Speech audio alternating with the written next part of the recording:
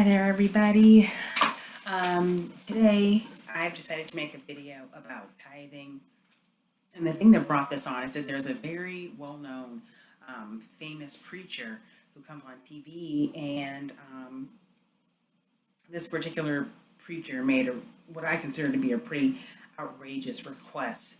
This preacher was telling people to send their January salary to her ministry, or else, face consequences from God. This is not biblical. It is not. It's just not. So this is why it's really important to read the Bible, because this particular preacher, they've been on TV a long time. She's written books, and the current president of the United States made her his advisor. Now, all of that sounds impressive, but I mean, it's not to me. And it's just mainly not impressive because it's just flat out not biblical. Tithing is a tenth of your income. This particular preacher was talking about first fruits and giving your first fruits. And that is an Old Testament principle, and it's just talking about bringing 10% of what you have. Mainly they talk about like crops and stuff. So like if you were a farmer, bring in 10% of your harvest and take it to the temple.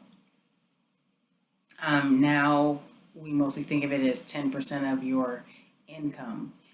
And I'm a tither. I believe in it. I believe that you should support your church in that way, especially, and actually I'll say only if you see a lot of great things happening. In my opinion, I've been involved with different churches, just, as far as attending different churches over my life. For the most part, I think that churches do a lot of great things in their community, such as, free dinners, food banks, just various charitable projects such as that, let alone just ministering to people. So I just think that it's a very worthwhile cause, frankly, and I will say that I end up not really missing the 10%. So when you get used to that, when you get used to paying that tithe, you really don't miss it once it's gone. And that is why I don't really understand why people choose to support these televangelists, because I mean, like, for instance, on 700 Club, they talk about their ministries in different countries and stuff like that, and that's great. I mean, it really is. But I personally just think that you should support a local ministry in your neighborhood, or maybe in your metro area, that does a lot of outreach in a poorer neighborhood. Like the church where I go, it's in inner city Kansas City, and I see them doing a lot of great things in that community, and that community needs a lot of help. So I am grateful that I am able to contribute to that community through the church. But anyway, there are, I did a Google search about tithing. There are many, many, many Bible verses about tithing. And I'm just going to talk about a few that I thought, were pretty good, and they stood out in my mind.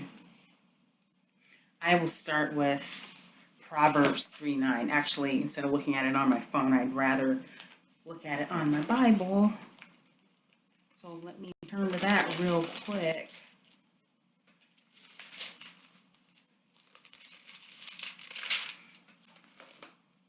Okay, so Proverbs 3:9 says, "Honor the Lord with your wealth, with the first fruits of all your crops. Then your barns will be filled to overflowing, and your vats will brim over with new wine." So that's lovely there. Leviticus 27:30.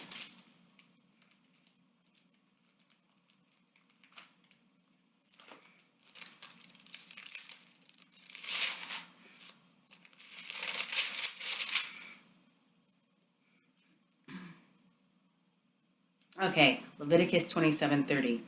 A tithe of everything from the land, whether grain from the soil or fruit from the trees, belongs to the Lord. It is holy to the Lord.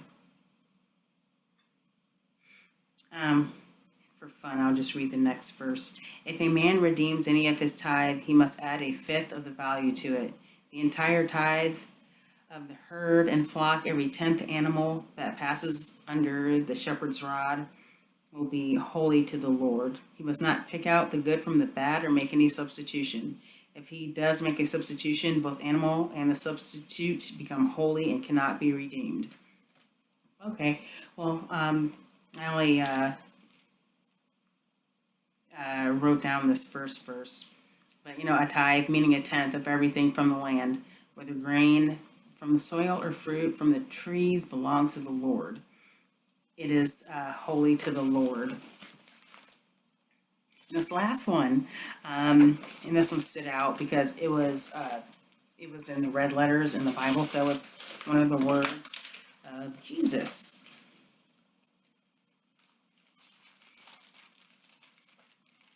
Hang on a minute. Let me get to Luke. Oh my God. I'm looking at Luke 18:12.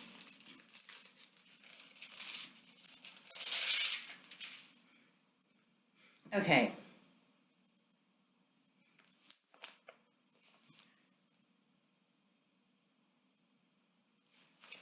Whoops, that's not even. Oh, shoot. That's what. Oh, I'm in John. Sorry. This is a little bit sloppy today. I'm sitting here looking at John. And I was like, oh, wait, that doesn't make sense. Luke 18:12. This will make more sense. And like I said, this is in red letters, so these are the words of Christ.